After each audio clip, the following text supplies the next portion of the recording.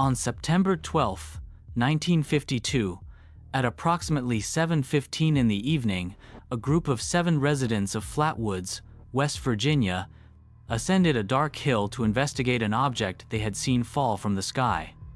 They returned minutes later in a state of extreme distress.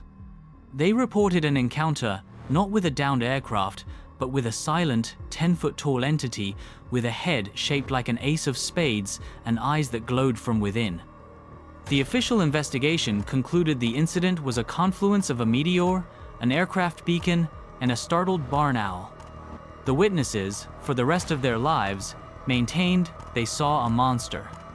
The discrepancy between these two accounts is the foundation of the Flatwoods case.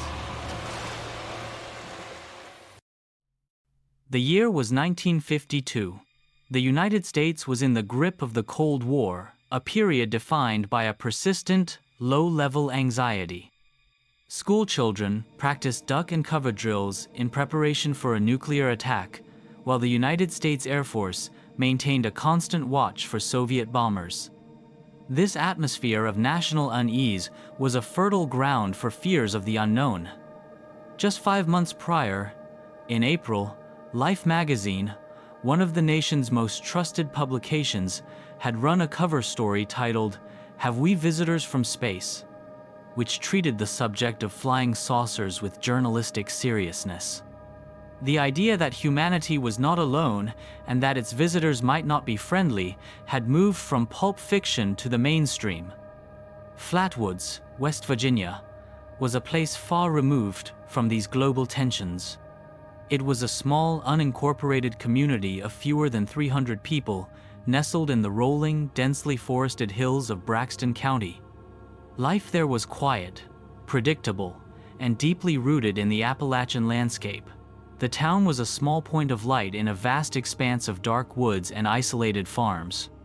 It was a place where local news traveled by word of mouth, and where the community was tightly knit. Nothing of national significance had ever happened in Flatwoods, and its residents had no reason to expect it ever would. The central figures in the incident were ordinary citizens. Kathleen May was a local beautician and the mother of 2 sons, 13-year-old Edward and 12-year-old Freddie. On the evening of the event, her sons were playing football in the local schoolyard with their friend, 10-year-old Tommy Heyer. Also present in the area were 2 other local boys, Neil Nunley and Ronnie Shaver. The final key witness was Eugene Lemon, a 17-year-old member of the West Virginia National Guard. He was not on duty, but his presence, as a uniformed guardsman, would later lend a degree of perceived credibility to the group's initial report. The events leading up to the encounter were unremarkable. The sun had set, and twilight was settling over the valley. The boys were engaged in typical childhood play, their attention focused on their game. The day was drawing to a close like any other. There was no premonition, no unusual atmospheric condition reported, and no reason to suspect that the next hour would introduce a story into the national consciousness that would endure for more than 70 years. The ordinariness of the setting and its participants is a critical component of the record. At approximately 7:15 p.m., the boys' game was interrupted. A bright, reddish object with a fiery tail streaked across the sky above them. They watched as it appeared to slow, descend, and disappear over the crest of a nearby hill located on the farm of a local man named G. Bailey Fisher. Convinced they had witnessed a plane crash or a downed meteor, the boys ran directly to the May household. They recounted the event to Kathleen May, who, after some deliberation, decided to accompany them to the site to investigate.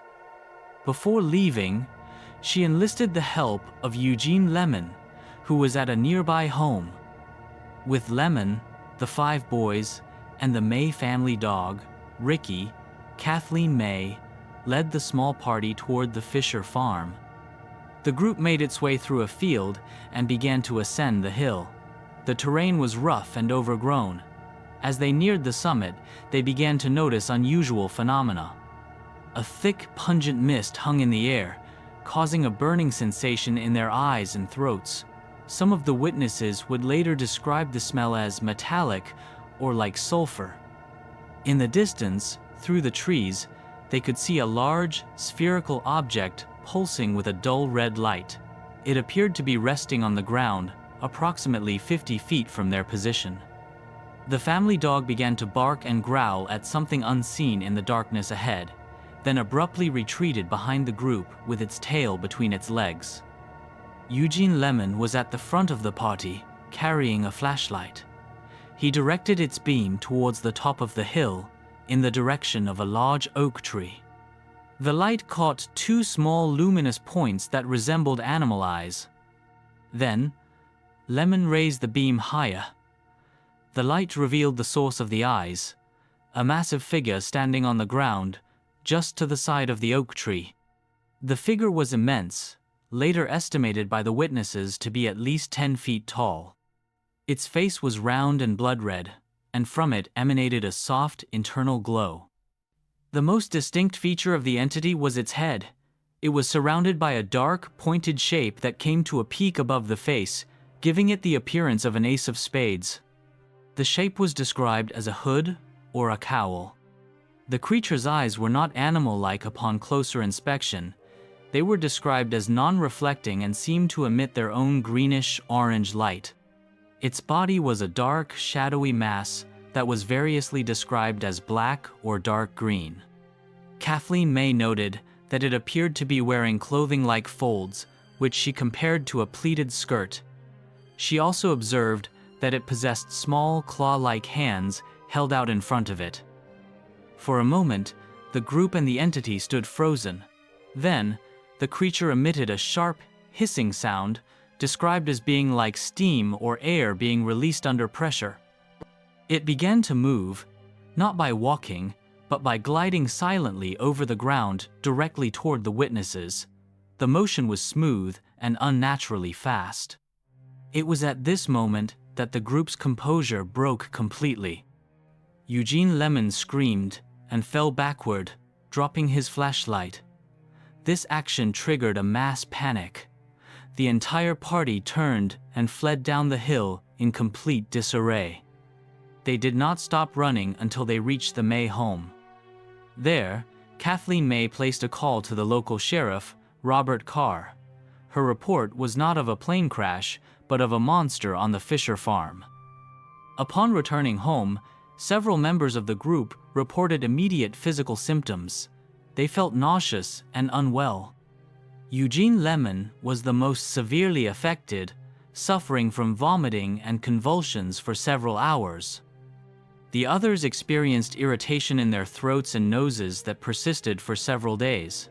These physical effects were documented by multiple sources who interviewed the family that night, including the local press.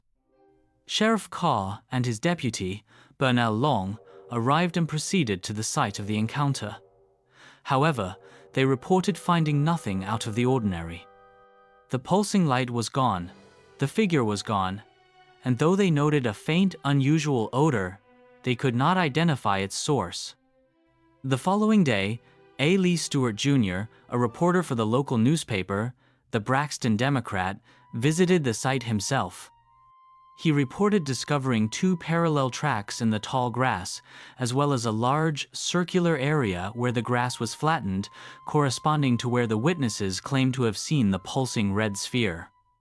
Stewart also claimed to have found traces of an odd gummy deposit on the ground, though no official analysis of this substance was ever recorded. The story was picked up by national news services and radio networks. Within days, Flatwoods was inundated with journalists and civilian UFO investigators, including Gray Barker and Ivan T. Sanderson, who would go on to popularize the case within paranormal circles. The official investigation was handled by the United States Air Force under Project Blue Book, its formal study of unidentified flying objects. After reviewing the case, the Air Force proposed what is now known as the owl theory. One theory posits that the entire event was a series of misperceptions, amplified by a state of heightened anxiety. Investigators concluded that the initial light in the sky was a meteor, a phenomenon which was, in fact, observed across 3 states, Maryland, Pennsylvania, and West Virginia, on that same night. The illusion of it landing nearby is a common perceptual error associated with bright meteors. The pulsing red light on the hill, they suggested, was a standard aircraft hazard beacon, visible from the location. The linchpin of this explanation is the creature itself. This theory suggests that when Eugene Lemon shone his flashlight into the oak tree, he illuminated a common barn owl perched on a low-hanging limb. The owl's pale, heart-shaped facial disc would have appeared as the spade-shaped cowl. Its large eyes would have reflected the flashlight beam, appearing to glow. The foliage and shadows beneath the branch could have created the illusion of a large, dark body or skirt. The reported hissing sound is consistent with the defensive vocalization of a startled barn owl, and its gliding motion was simply the bird launching from its perch and flying directly at the group to escape the light. Investigators considered that the physical sickness was a psychosomatic reaction to the extreme fear and panic experienced by the group. The tracks and gummy deposit found by the reporter were later attributed by skeptics to a 1942 Chevrolet pickup truck driven by a local man, Max Lockard, who admitted to driving around the site the night of the incident. A more esoteric explanation suggests the event was precisely what the witnesses described, an encounter with a non-terrestrial being or robotic probe. Proponents of this view argue that the scale of the creature, consistently described as being 10 to 12 feet tall, cannot be reconciled with a 1.5-foot tall owl. They maintain that mass hysteria does not adequately explain 7 individuals independently providing a consistent, detailed description of such a specific and unusual entity. The physical symptoms, in this view, were not psychosomatic, but were a genuine biological reaction to an unknown chemical agent present in the strange mist. This theory is bolstered by other, less publicized local sightings from the same week. A woman named Audra Harper, from the nearby town of Heaters, reported seeing a similar creature days before the May group's encounter. The day after, a family, the Snitowskis, reported that their car stalled near Strange Creek and that a tall, reptilian-headed creature approached their vehicle before disappearing into the woods, after which their car started again. These accounts are treated by some researchers as corroborating evidence of a genuine, anomalous presence in Braxton County during that time. The United States Air Force officially classified the Flatwoods incident as explained. The case file was closed. For the official record, the Phantom of Flatwoods was a combination of a meteor, a beacon, and an owl, perceived incorrectly by frightened witnesses in the dark. Yet, the testimony of those 7 people never wavered. For over 50 years, until their deaths, Kathleen May and her sons maintained that what they saw was not a bird. They insisted on its immense scale, its mechanical movement, and its unnatural presence. The central, unanswered question remains one of perception versus reality. Could 7 people, under duress, all mistake the same common animal for the same specific, gigantic monster? Or did something unknown descend upon that West Virginia hilltop, leaving behind nothing but a lingering smell and a story that defies simple explanation? The truth of what happened on the Fisher farm resides only in the unbridgeable gap between an official conclusion and a terrified human memory.